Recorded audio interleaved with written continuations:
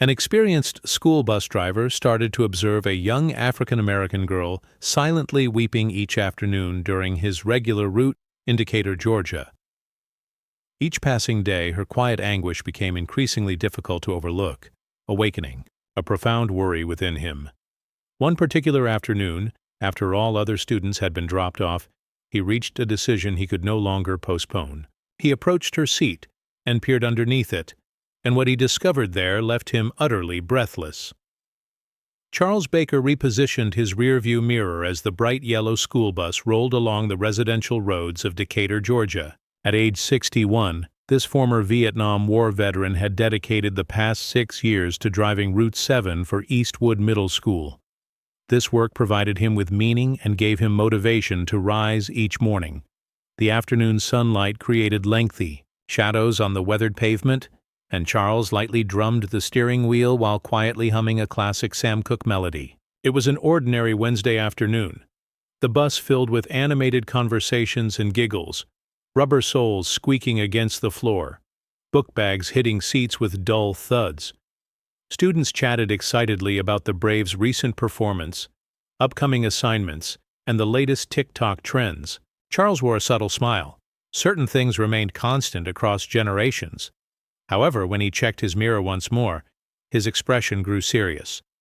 Seated in the third row was the young girl who had concerned him throughout the entire week. Her name was Aaliyah Simmons, a reserved 6th-grade student who had begun riding his bus just 2 weeks prior. She remained isolated, tiny hands clasped together on her lap, head tilted downward. Through the space between seats, Charles noticed the slight glimmer of moisture on her face. The pattern repeated daily, silent, concealed tears appearing once the first few stops passed, and the bus started emptying. Today, however, something unusual captured his focus. While navigating a sharp turn onto Elmhurst Avenue, Charles observed Aaliyah leaning forward abruptly, extending her arm toward the area beneath her seat. She remained hunched in that position for several seconds longer than normal, her shoulders shaking. Then she straightened up quickly, wiping her face with her denim jacket sleeve. Charles felt his stomach knot up. Throughout his years of service, he had encountered numerous children facing difficult situations, family separations, financial struggles, harassment from peers. Yet Aaliyah's grief appeared more profound, more intense. He made a mental reminder to approach her gently when the opportunity arose, being careful not to frighten her. One stop followed another, and the bus gradually quieted down. When Charles turned onto Magnolia Lane, only 3 students remained. Aboard, Aaliyah's destination was the final stop, located near a collection of aging apartment buildings with chipped paint on the railings. As they approached her drop-off point, Charles slowly applied the brakes, stopping beside Building 14. "Here we are, sweetheart," he said in a gentle voice. Aaliyah picked up her worn purple backpack and shuffled toward the exit without raising her eyes. Charles observed how tightly she pressed the bag against her body, as though using it for protection. Her sneakers scraped against the steps as she descended. She offered a quick wave without looking back and walked along the damaged sidewalk toward her apartment. Charles paused, feeling something urging him forward. While waiting for her to enter the building, he found his attention returning to where she had been sitting. He recalled the peculiar way she had bent down earlier. His curiosity, or perhaps something more profound, that veteran's intuition, overcame his hesitation. Rising slowly from his driver's seat, he walked down the narrow aisle, his heavy boots echoing against the metal flooring. Upon reaching the third row, he knelt down, his knees protesting with sharp discomfort.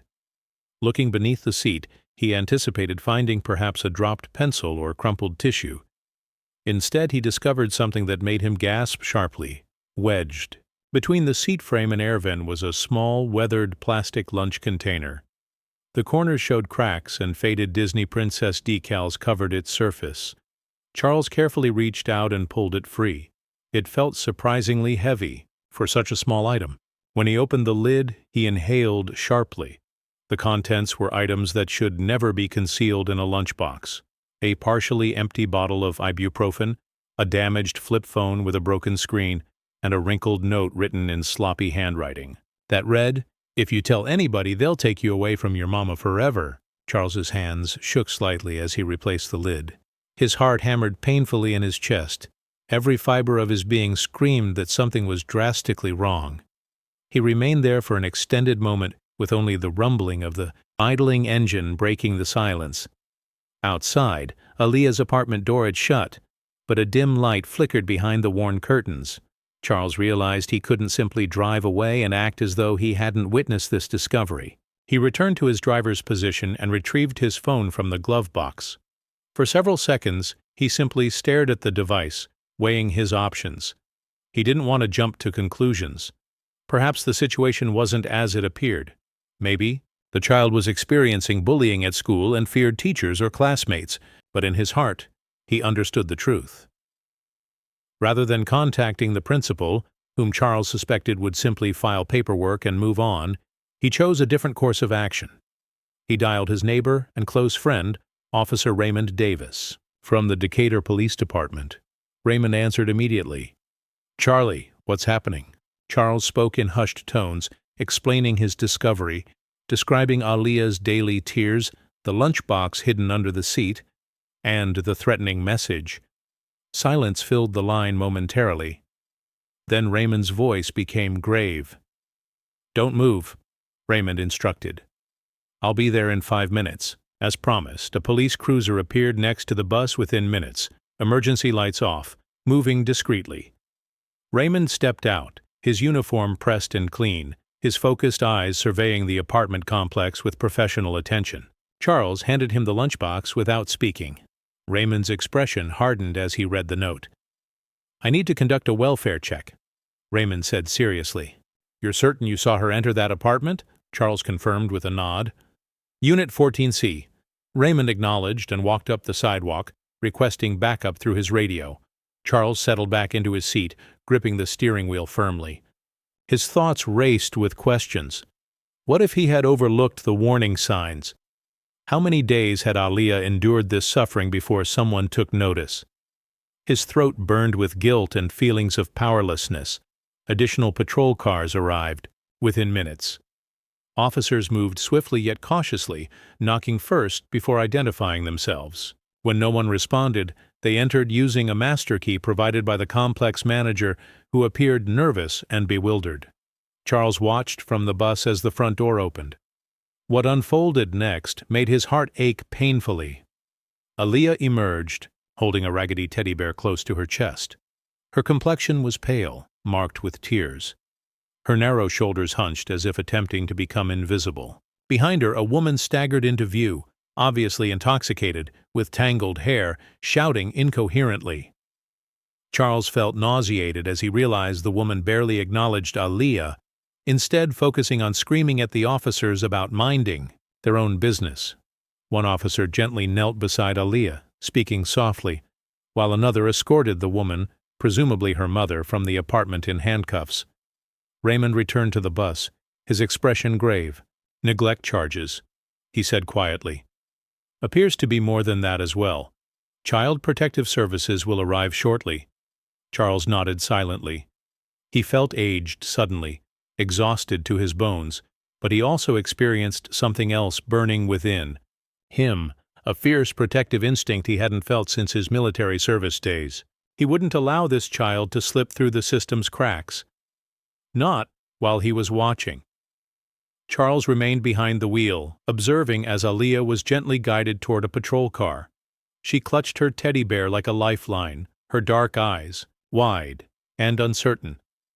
Officer Raymond Davis knelt beside her, speaking in soothing tones, but the girl recoiled at every sudden movement around her. Charles's chest constricted.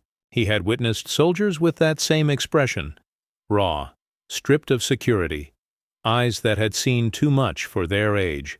Aaliyah was carefully placed in the rear of a police vehicle, separate from where her mother, still cursing and struggling, had been secured. Charles understood this wasn't the conclusion of her suffering, merely the start of a lengthy, difficult journey. As the Child Protective Services representative, a woman named Ms. Darlene Monroe, arrived and began collecting information, Charles decided he couldn't simply drive away and allow others to complete this story. After briefly consulting with the CPS agent, he requested permission to accompany them to the station, offering to provide support to the young girl who had already begun trusting his quiet presence. Ms. Monroe hesitated initially, but eventually consented. Charles followed the convoy of flashing lights through the evening streets of Decatur, the bus rumbling behind like a massive yellow dinosaur. At the Eastwood police station, Aaliyah sat in a threadbare chair outside the family services office, slowly swinging her legs. Her small frame was wrapped in a county-issued blanket, appearing even tinier under the harsh fluorescent lighting. Charles positioned himself across from her, respectfully removing his baseball cap and placing it on his lap. "How are you feeling, sweetheart?" he asked gently. She nodded, but remained silent. After a moment, she pulled something from her jacket pocket.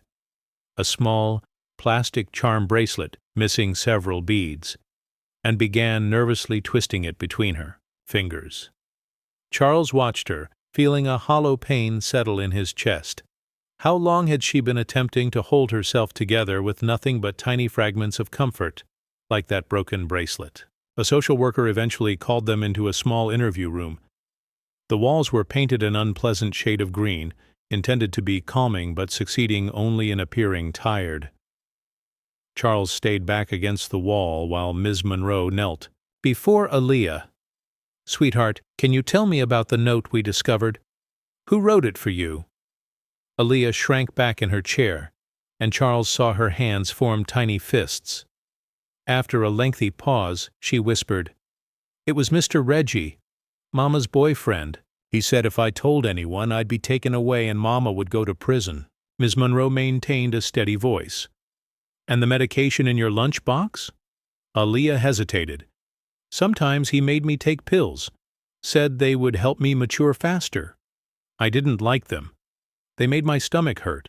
Charles's fists clenched involuntarily. Anger simmered low and dangerous in his gut, but he forced himself to remain quiet. Aaliyah needed tranquility, not additional shouting. During the next hour, a clearer and more disturbing picture developed. Reggie Simmons, the mother's boyfriend, had been using intimidation and emotional manipulation to control Aaliyah, while her mother, struggling with addiction and indifference, ignored the situation. The pills were a combination, some ibuprofen, some leftover prescription drugs, even expired antibiotics. It was fortunate that Aaliyah hadn't become seriously ill. When asked why she concealed the lunchbox under the bus seat, Aaliyah's response was both simple and heartbreaking. "I didn't want Mama to find it and get angry." By the time they concluded, the wall clock showed nearly 8:30 p.m. Ms. Monroe explained that Aaliyah would be placed in emergency foster care for the night until a longer-term solution could be arranged. Aaliyah stared at the floor, her shoulders drooping. Charles cleared his throat. "If it's permitted," he said, surprising himself, "I'd be willing to stay with her tonight, at least until you determine where she should go." Ms. Monroe appeared, skeptical. "Mr. Baker, while I appreciate your compassion, the system has procedures. Foster placement requires background checks and home inspections." Charles nodded. "I understand, but perhaps I could remain here at the station. Sit with her, keep her company so she won't be alone until a foster parent arrives." Ms. Monroe consulted briefly with a supervisor, and after completing paperwork and receiving stern warnings about boundaries, she agreed. Charles felt a surge of deep gratitude. He wasn't certain why he cared so intensely. Perhaps it was because he had witnessed too many children fall through cracks that no one noticed until it was too late. They relocated Aaliyah to a quieter break room away from the noisy dispatch area. Charles settled heavily into a worn recliner while Aaliyah curled up in a corner of the couch, still wrapped in the blanket. She drifted in and out of restless sleep, while Charles watched over her like a guard, his own eyes gritty with exhaustion but unwilling to leave her unprotected. Around midnight, a foster care representative arrived, a woman named Mrs. Gloria King with compassionate eyes and a weary smile. She knelt before Aaliyah and introduced herself softly. "Hello, honey. I'm Gloria. I'm going to take you somewhere safe, okay? You'll have your own room, your own bed, and nobody will make you cry anymore." Aaliyah blinked sleepily at her, then looked toward Charles. For a frightening moment, he thought she might cry, but instead she gave him a tiny, timid smile. Charles stood stiffly and knelt beside her. "You're going to be perfectly fine, sweetheart," he said, "and if you ever need me, I'm not going anywhere." Aaliyah extended her hand, small, trembling, trusting, and Charles gently squeezed it. He watched as Gloria led her down the hallway, her small silhouette outlined against the sterile hospital lighting. When they disappeared around the corner, Charles slumped into a chair, completely exhausted. He rubbed his face with his hand and whispered a quiet prayer for Aaliyah's healing, for strength, for a world where no little girl would ever need to hide her pain under a bus seat. Outside, the night was cool and still. Charles shuffled toward his old Ford pickup, parked under a flickering streetlight.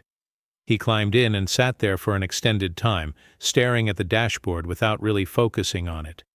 His mind replayed Aaliyah's broken voice, the haunted expression in her eyes. He had been a soldier once, trained to protect the vulnerable, to stand between evil and innocence.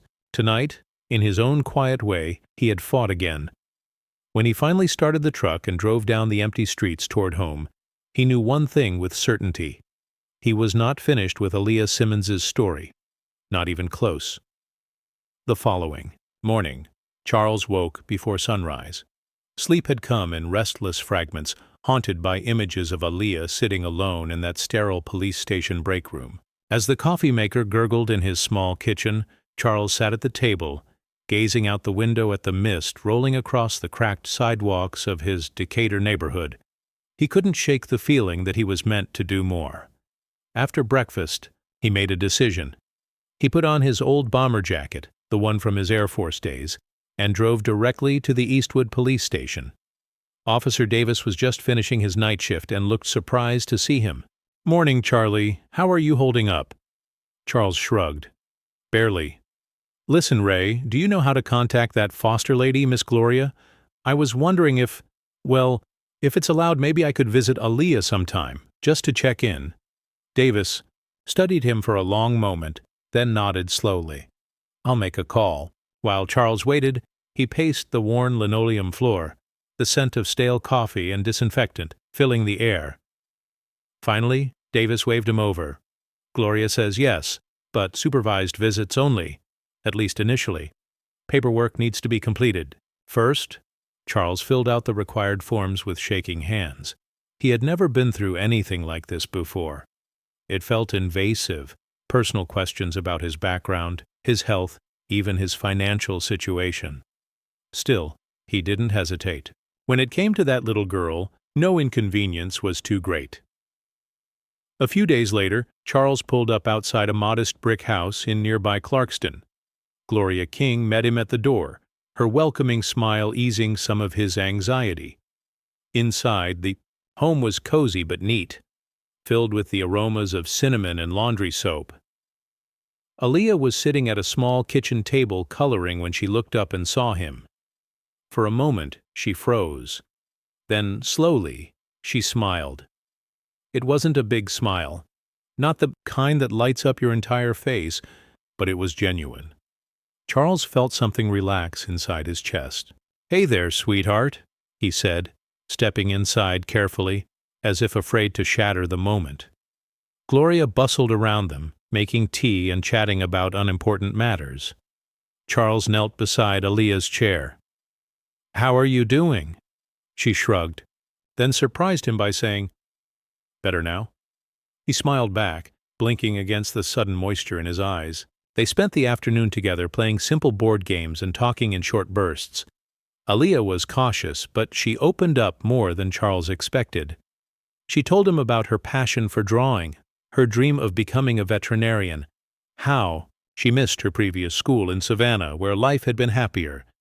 Charles listened more than he spoke, nodding and encouraging her gently, allowing her to control the conversation's pace. As the sun slanted low through the kitchen windows, Gloria gave him a meaningful look. Visiting hours were ending. Charles rose slowly, patting Aaliyah's hand. "I'll return, kiddo. You can count on that." She nodded seriously, her small fingers brushing against his like a whispered promise. In the following weeks, Charles became a regular presence in Aaliyah's new life. He visited twice weekly, sometimes bringing small gifts, a box of crayons, a second-hand library book about animals, a pair of pink sneakers he found on sale. He attended her first therapy session at the community center, sitting quietly in the waiting room while she learned how to identify the things that had hurt her. He cheered for her at her first soccer game with the Clarkston Youth League, hollering so loudly when she scored a goal that several parents turned to stare. Aaliyah bloomed gradually like a cautious flower, testing the spring air after a harsh winter. She laughed more, made friends at her new school, and began sleeping through the night without nightmares. Charles could see the light returning to her eyes day by day. And somehow, without either of them ever voicing it aloud, he knew he had become part of her family, the family she had needed all along. One rainy Saturday afternoon, Charles sat in Gloria's living room, helping Aaliyah with a science project. She was constructing a model of the solar system using foam balls and coat hangers. As she carefully painted tiny Saturn rings, she said without looking up, "Mr. Baker, do you think I could call you Grandpa?" Charles froze, the breath leaving, his lungs in a rush. He stared at her bent head, at the careful way she dabbed blue, paint on Jupiter's swirling storms. He thought about all the years he had spent alone after his wife passed, the empty house filled with echoes, the birthdays and holidays spent quietly because there was no one left to celebrate with. Tears blurred his vision as he cleared his throat. "Sweetheart," he said hoarsely, "I'd be honored." From that day forward, Aaliyah called him Grandpa Charlie, and the name fit so naturally that even strangers assumed they were related by blood. Charles attended school events as her guardian, proudly wearing a button that read, "Best Grandpa," ever that she had made in art class. On Saturdays, they went to the farmer's market where Charles taught her how to select ripe peaches, and the two of them sampled every free taste until vendors recognized them on sight. They built a quiet, steady life together, full of small rituals that stitched their broken pieces into something whole. Months later, after countless court dates and hearings, Aaliyah's case finally reached its conclusion. Reggie Simmons was convicted on multiple charges and sentenced to 25 years without parole. Her mother, after completing a court-ordered rehabilitation program, voluntarily relinquished parental rights, acknowledging in a tearful hearing that she was incapable of providing a safe home for her daughter. It was a bitter mercy, but one that allowed Aaliyah to move forward without the shadow of divided loyalties. One bright May morning, standing in a small courtroom with Gloria and Charles. By her side, Aaliyah officially became part of Charles Baker's family. The judge, a kindly older woman with silver hair, smiled warmly at them as she finalized the adoption. "Congratulations, Mr. Baker," she said. "You're officially her legal guardian, though from what I can tell, you've been her grandpa in every way that matters for quite some time already." Outside the courthouse, Charles lifted Aaliyah into a bear hug, spinning her around as she squealed with laughter. Passers-by smiled at the sight, unaware of the long, painful journey that had brought them there. Charles didn't care. He only knew that for the first time in many, many years he felt young again, more alive than he ever had behind the wheel of a bus or anywhere else. That evening, they celebrated at Miss Shirley's Diner, a neighborhood institution where the servers knew Charles by name and slipped extra biscuits onto his plate. Aaliyah wore a new dress that Gloria had bought her, pink with little yellow daisies, and her hair was braided neatly down her back. As they waited for their food, Charles raised his glass of sweet tea. "To new beginnings," he said, his voice thick with emotion. Aaliyah clinked her lemonade against his glass with a wide grin. "To family," she said simply. Later, as Charles tucked her into bed in her newly painted lavender room at his house, Aaliyah yawned and whispered, "Thanks for finding my lunchbox, Grandpa." Charles kissed her forehead, his voice rough with unshed tears. "Thank you, baby girl, for letting me find you." As he turned off the light and closed the door softly behind him, Charles felt a peace settle over him that he hadn't known in decades. Life hadn't given either of them what they thought they wanted, but somehow, in the most unlikely of ways, it had given them exactly what they needed: each other. And that, Charles thought as he sat on the porch under the stars, was the greatest victory he could ever have hoped for.